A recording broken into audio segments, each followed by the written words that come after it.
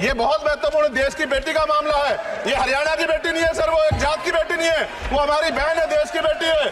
और आपने क्या किया हरियाणा के? अभी मैं सुबह से प्रयास कर रहा था कि विनेश के लिए बोलूं। जब उसको डिस्क्वालीफाई किया गया, विनेश या नहीं, लेकिन ऐसा लगा जैसे हमें चाकू घुसेड़ दिया गया। मेरे आज भी याद है उस प्रोटेस्ट में मैंने रातें काटी हैं और 4-4 गोली खाई मैंने। ये देश की अस्मिता से जुड़ा मामला था, पर हमने हमारी मांग ये थी कि सरकार स्टैंड क्लियर कर दे, तब भी सुनवाई नहीं की गई। जब मंत्री बोलने आए तो हमने उनसे कहा कि हमें कुछ इंफॉर्मेशन चाहिए, उस पर बात नहीं हुई। सवाल ये है सर, एक गोल्ड हमारे लिए आ रहा था और जब ये गोल्ड आता देश गौरवान्वित होता। और क्या व्यवस्था थी सर कि उसका वेट बढ़ गया, पता ही नहीं लगा सिस्टम के लोगों को। क्या बेवकूफी की गई है, ये सोचने का विषय है सर। ये बहुत महत्वपूर्ण देश की बेटी का मामला है।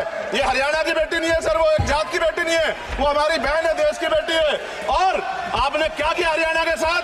आपने हरियाणा का बजट कम किया, जबकि सबसे ज्यादा मेडल हरियाणा लेके आता है। ये गलत है सर, ये धोखा है।